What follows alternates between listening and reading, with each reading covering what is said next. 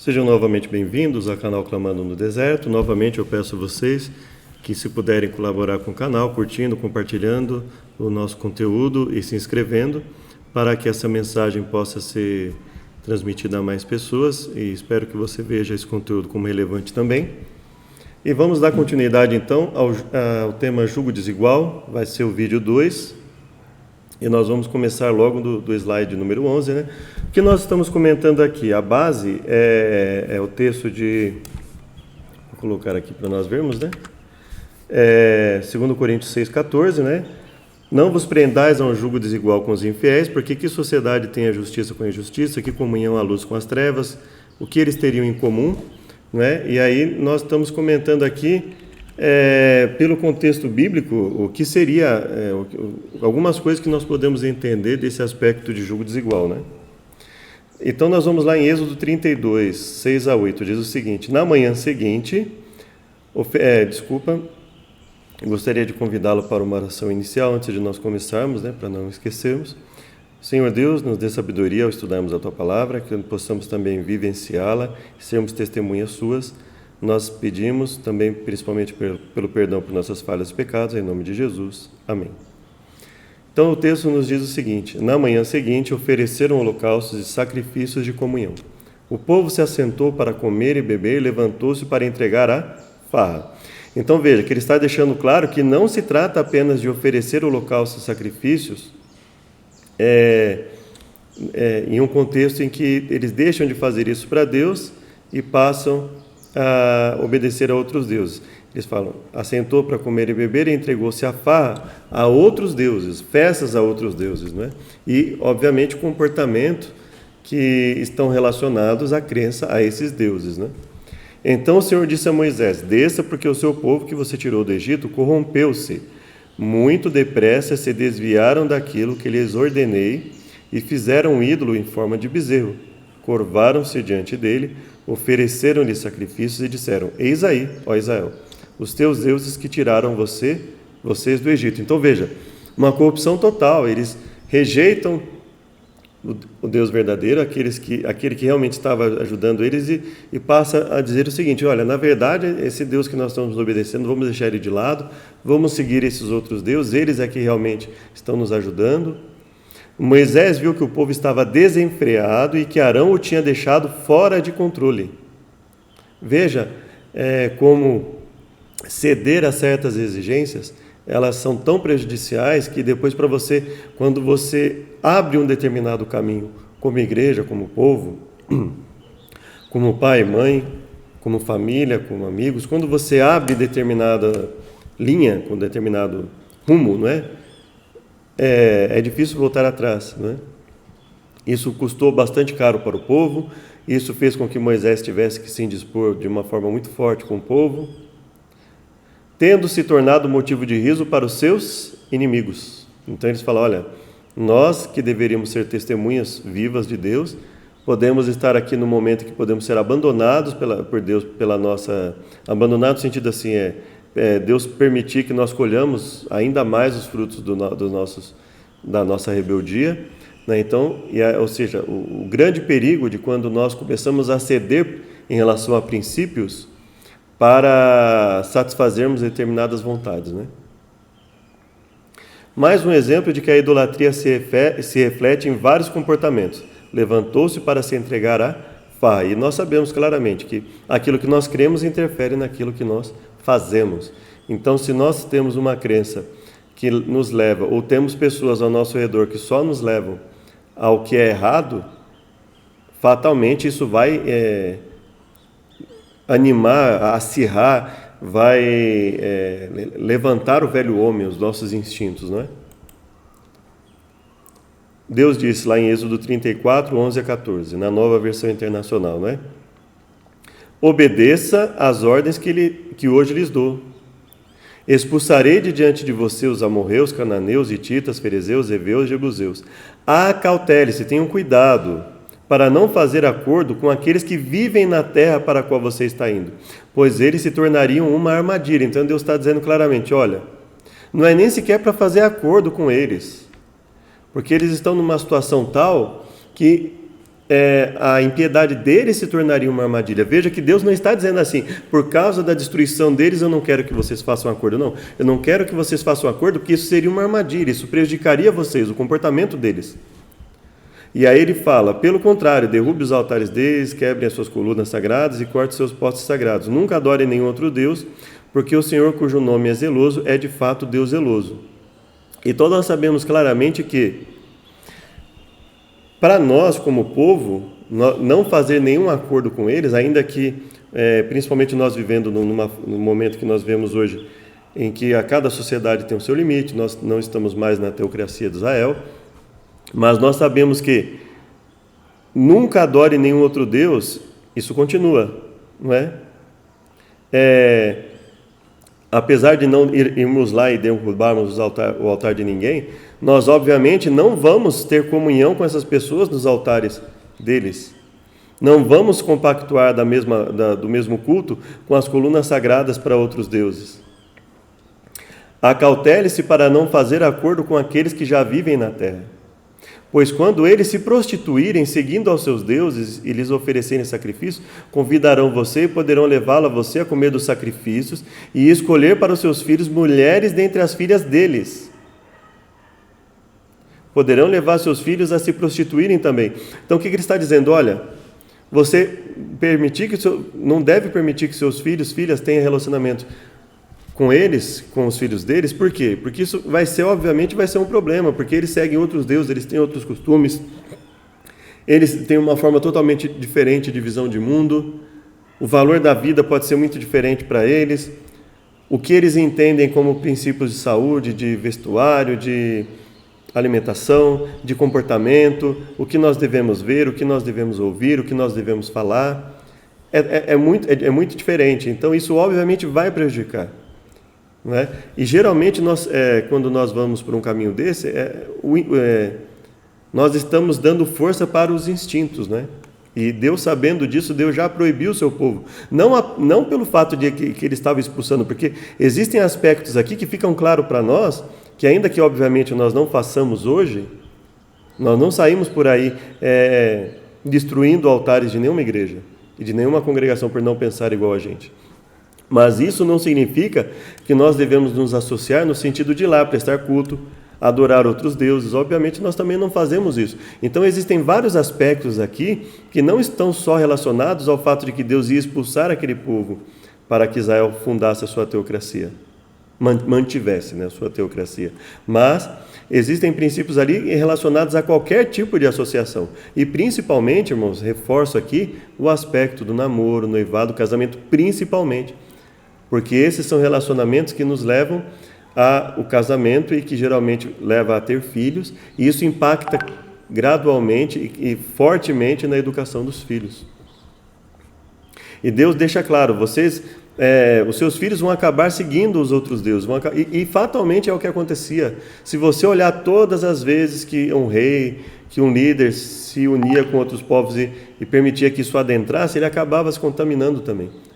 Até porque a questão de você seguir aos instintos, então você acaba sendo muito mais fácil do que você resistir aos instintos. Não há motivo para enxergar no texto anterior uma ordem restrita ao momento da destruição dos outros povos. É óbvio que no aspecto da destruição, sim, é restrito aquele contexto. Mas nos princípios de não adorar a outros deuses, de não seguir princípios que não sejam os princípios que Deus estabeleceu, é óbvio que isso nesse aspecto, isso é exemplificativo, ou seja, isso é um princípio que vale para todos os momentos, né? Deus não queria que o seu povo se misturasse com outros povos, a ponto de permitir que houvesse ali uma convivência no sentido de que se misturassem as crenças, que tivesse contato ao ponto de você estar ali constantemente ao lado de uma pessoa que está ali fazendo um culto a outros deuses, exaltando outras coisas. Deus nunca desejou que o seu povo participasse disso. Ele nunca desejou que o seu povo tivesse uma comunhão a tal ponto que ele pudesse se prejudicar. Não estamos falando aqui do aspecto de respeito. Óbvio que devemos respeitar a todos. Mas no aspecto de comunhão, de associação, de você estar ali de uma forma em que isso fatalmente vai te prejudicar, em que você não consiga sair daquilo sem um prejuízo.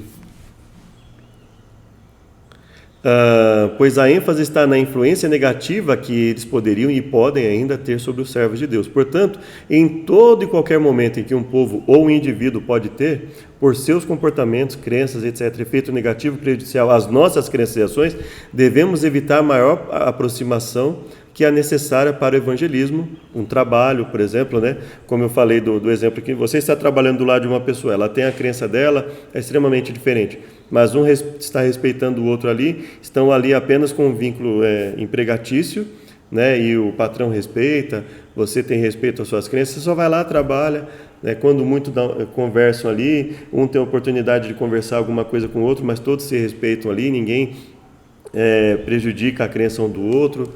Mas e quando foge disso? E quando as associações elas fogem desse aspecto? Então, obviamente, o que a Bíblia está dizendo para nós é que nós devemos evitar esse tipo de coisa. A fala de Paulo em 1 Coríntios 5 nos leva a ver também que não adianta nos associar como sócios, casamento, em amizade mais profunda, com pessoas que, professando fé no mesmo Deus, têm um comportamento contrário ao que verificamos como vontade de Deus na Bíblia. Então, como é que eu vou, por exemplo, me associar ou me casar com uma pessoa que ela creia que ali no ambiente da empresa, né, eu possa ali fazer culto a outros deuses, e sendo eu cristão, não é? Fazer ali cerimônias a outros deuses dentro da empresa, e aí como é que a gente vai ficar ali naquele ambiente?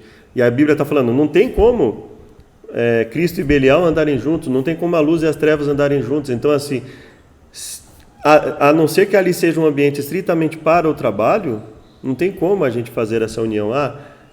Em determinado horário, nós vamos aqui pegar os ídolos e adorar, e no outro horário você vai fazer a sua adoração. Não tem como fazer isso, né? Então, é esse tipo de união que nós temos que ter a cautela.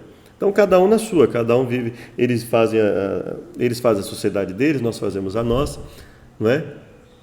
Eles associam entre si, nós nos associamos entre nós, e ali nós conversamos uns com os outros, e comentamos ali sobre as nossas crenças, mas sem que haja uma necessidade de uma convivência maior que possa vir a prejudicar a nossa fé.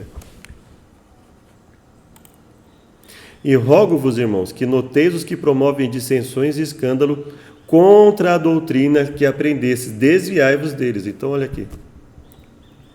Se eu não posso permitir quem faz dissensão e escândalo contra a doutrina que é dada por Deus, como é que eu posso conviver com uma pessoa em que eu vou estar fazendo uma coisa, por exemplo, um casamento, um namoro, em que eu estou ali assistindo algo de Deus e a pessoa está ali do meu lado, por exemplo, pensando em algo totalmente contrário a Deus, né? E indo assistir coisas totalmente contrárias à vontade de Deus, e indo fazer coisas totalmente contrárias à vontade de Deus. Mesmo se dizendo, pior ainda, Paulo fala quando aquele que se diz cristão e faz isso, aí é pior, ele fala que aí é que é pior nós nos unirmos. Por isso que não deve haver essa ideia de que tanto faz eu me casar com uma pessoa de qualquer igreja, o que importa é aceitar Jesus. Não é assim que funciona. Nós sabemos na prática que não é, e na teoria nós sabemos que não é assim que funciona. Por quê? Porque as crenças muitas vezes são muito diferentes. Desviai-vos deles, porque os tais não servem a nosso Senhor Jesus Cristo, mas a seu ventre, com suaves palavras lisonjas, enganam os corações dos simples. Então, se tiverdes negócios em juízo, pertencentes a esta vida, ponde-vos para julgá-los os que são de menor estima na igreja, menos estima, para vos envergonhar, o digo. Não há, pois, entre vós sábios, nem mesmo um, que possa julgar entre seus irmãos, mas o irmão vai a juízo com o irmão, e isto perante infiéis. Então ele está dizendo, olha que situação. Cristãos que deveriam estar ali sujeitos aos aspectos morais de Deus, estão ali indo perante infiéis para resolver os seus problemas. É claro que se aquele que se diz cristão ele não está sujeito ao plano de Deus, é óbvio que não tem como, ali ele não respeita a decisão eclesiástica, ele não respeita os princípios espirituais. Mas se duas pessoas, Paulo está dizendo, como é que duas pessoas que dizem que estão sujeitas aos planos de Deus vão levar os seus problemas a pessoas que fatalmente vão ter uma linha totalmente diferente? Nós sabemos que existem momentos em que o aspecto legal ele não coincide com o aspecto moral bíblico. E aí como é que nós vamos fazer? Então é isso que ele fala, olha, você vai a juízo perante infiéis, perante pessoas que vão dar uma visão totalmente distinta daquilo que a Bíblia coloca a respeito de como resolver os problemas. Então ele fala, olha, então esse tipo de união também não deve ser incentivada entre os servos de Deus. Todavia aos casados mando, aos casados não eu, mas o Senhor, que a mulher não se aparte do marido. Se, porém, se apartar, que fique sem casar, ou que se reconcilie com o marido e que o marido não deixe a mulher. Então ele fala, se, porém, se apartar, que fique sem casar. Então ele está dizendo, ele mesmo está reconhecendo, pode haver momentos em que seja necessário se apartar, inclusive. Mas aos outros digo eu, não o Senhor. Se algum irmão tem mulher descrente e ela consente a habitar com ele, não a deixe. Então ele está falando, digo eu, não o Senhor. Mas, obviamente, ele está dizendo isso baseado na sua experiência espiritual com o povo de Deus. Se algum irmão tem mulher descrente, obviamente, se alguma mulher tem um marido descrente, e ela consente a habitar com ele, não a deixe. Se alguma mulher tem marido descrente e ele consente a habitar com ela, não o deixe. Então ele está dizendo o seguinte, olha, se consente, e esse consentimento é prático, não é aquele consentimento teórico. O marido diz que aceita que a mulher continue vivendo na fé, mas na frente dos filhos ele bebe, faz bagunça, faz algazarra. Então, obviamente, ele não está consentindo, porque ele está claramente perante os filhos dando um exemplo que é totalmente contrário àquilo que a mulher acredita, ou vice-versa, né? Mulher em relação ao homem, ao que o homem acredita ser conforme a vontade de Deus. Então, esse consentimento tem que ser prático, tem que haver um respeito. Não é? Então, já está casado, é descrente, mas ele consente em que sentido? Ele não contraria esse pensamento da crença com relação aos filhos, não é? Ele não vai ali se opor àquele ensino de que, olha, nós somos templo do Espírito Santo, devemos cuidar do nosso corpo, a forma como nós nos vestimos, aquilo que nós vemos, que nós comemos, que nós tocamos, a forma como nós falamos, o nosso comportamento dentro de casa e com as pessoas fora, nós devemos nos pautar na palavra de Deus, e ele ou ela se opõe, obviamente, não está havendo um consentimento prático. Não, ele consente, ele deixa ir na igreja, mas deixar ir na igreja, irmão e irmã, não é consentir. Consentir não é só o marido ou a esposa deixar a mim irmos à igreja. Não, o consentir é consentir que haja uma educação dentro dos princípios cristãos dentro de casa. E aí ele fala, porque o marido descrente é santificado pela mulher, e a mulher descrente é santificada pelo marido. De outra sorte, vossos filhos seriam imundos, mas agora são santos.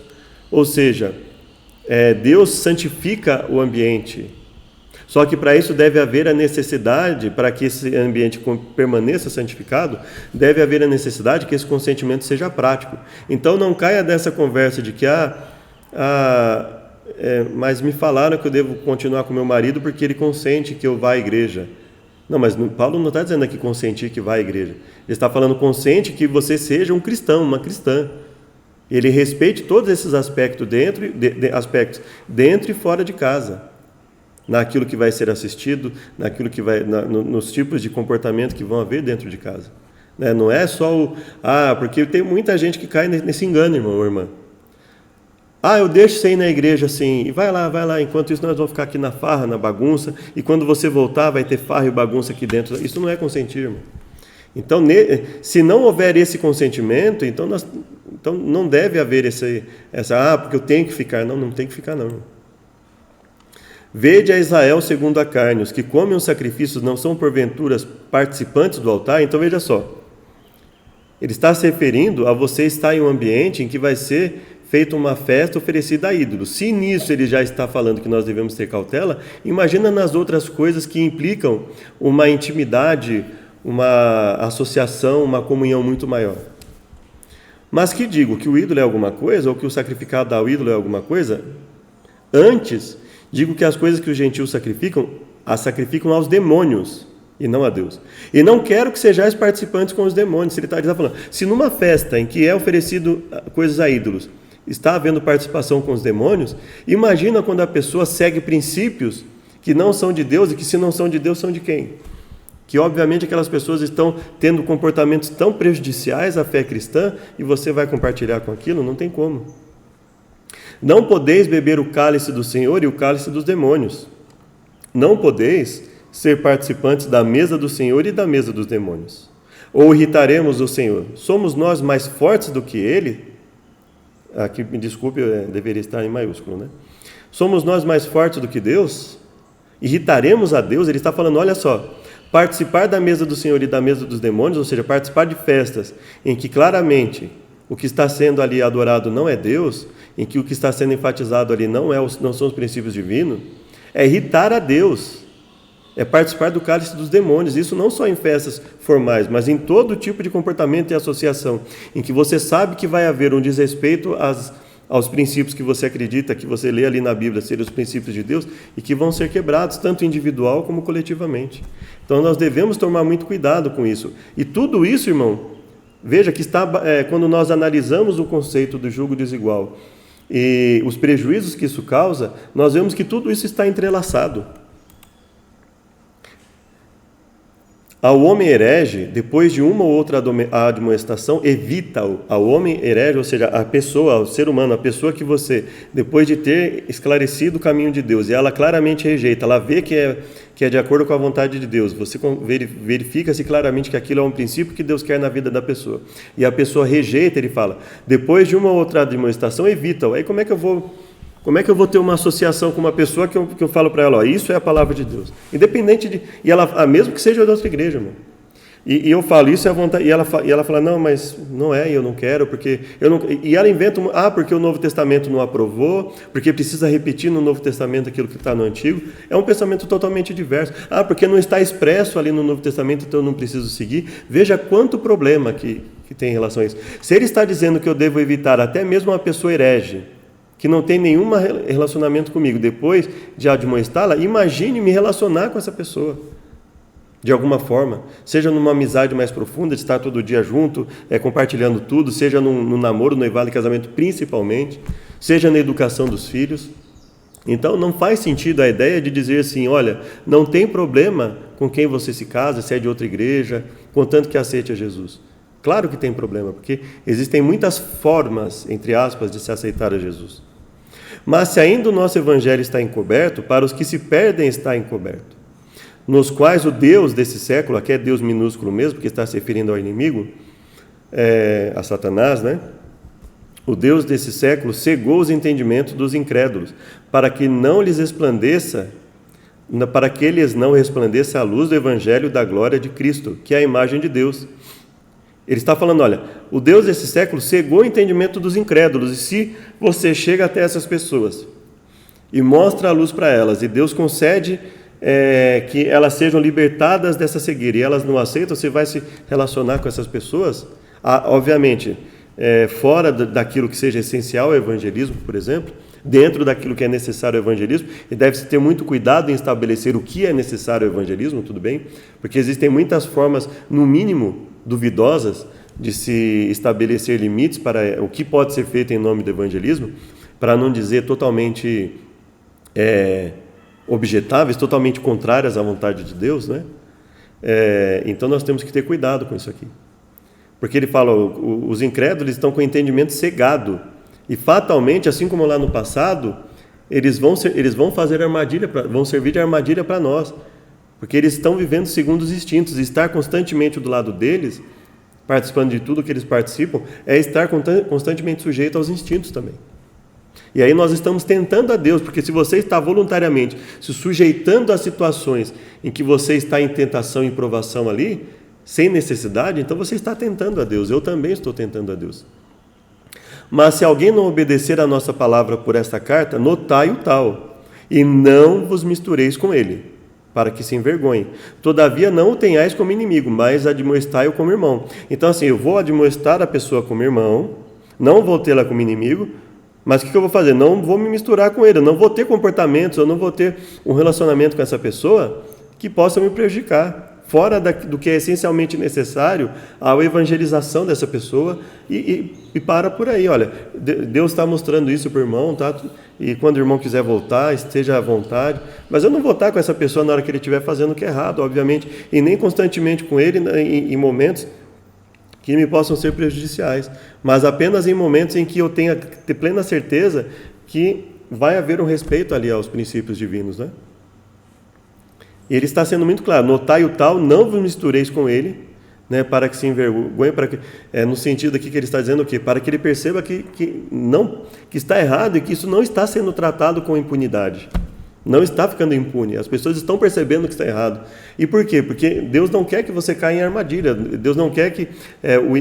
não é apenas aqui, quando ele fala para que se envergonhe, é óbvio que não está se restringindo a isso. É para que, inclusive, você tenha cautela, para que você não esteja sujeito a uma situação em que possa cair, que eu também não esteja sujeito a isso.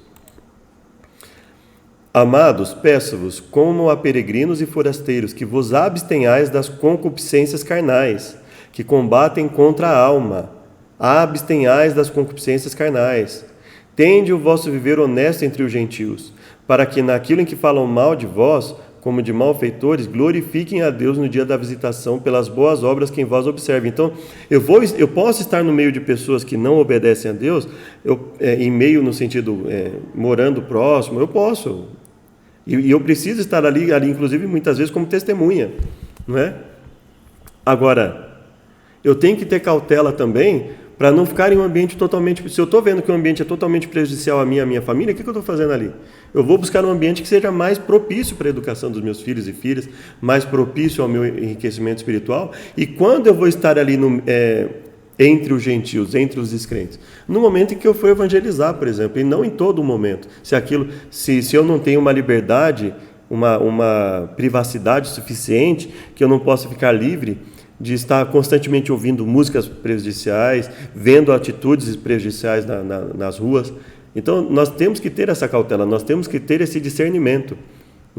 Não vou me isolar no aspecto de nunca estar com aquelas pessoas, mas também eu não vou cair no engano de achar que em qualquer lugar que eu esteja vai estar tudo bem, porque não vai estar. Recebendo o galardão da injustiça, pois que tais homens têm prazer nos deleites cotidianos. Eles têm prazer no que é errado, essas pessoas.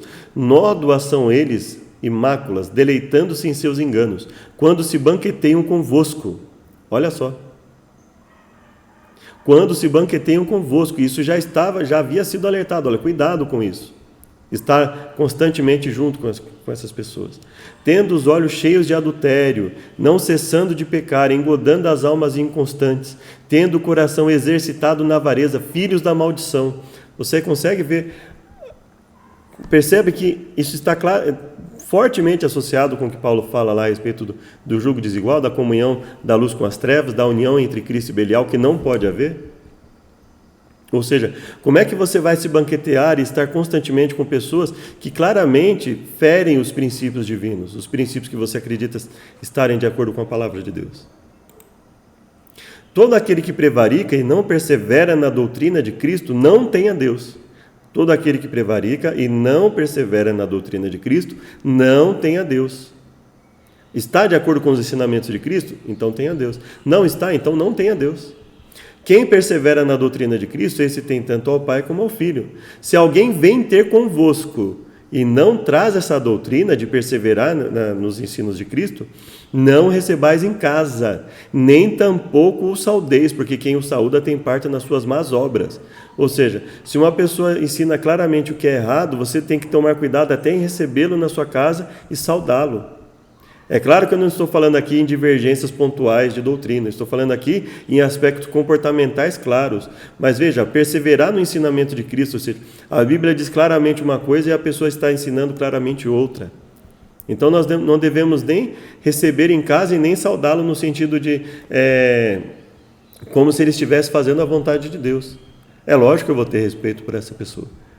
Mas veja, se eu não posso nem sequer receber em casa uma pessoa que esteja em clara desconformidade com a palavra de Deus, que dirá me associar, me unir fisicamente, principalmente no namoro, noivado, no casamento, com uma pessoa que tem uma crença que claramente fira os nossos princípios como cristãos. Não tem como. Eu, porém, vos digo, amai aos vossos inimigos, bendizei os que vos maldizem, fazei bem aos que vos odeiam, e orai pelos que vos maltratam e vos perseguem, para que sejais filhos do vosso Pai que está nos céus. porque faz que o sol se levante sobre os maus e bons, a chuva desça sobre justos e injustos. Pois se amardes os que vos amam, que galardão tereis? Não faz os publicanos também o mesmo? E se saudardes unicamente os vossos irmãos, que fazeis demais? Não faz os publicanos também? Então muita gente lê isso aqui e esquece que existem tudo isso que a gente leu até agora e diz assim, olha, nós temos que estar constantemente com essas pessoas. Não é isso que Jesus está ensinando aqui.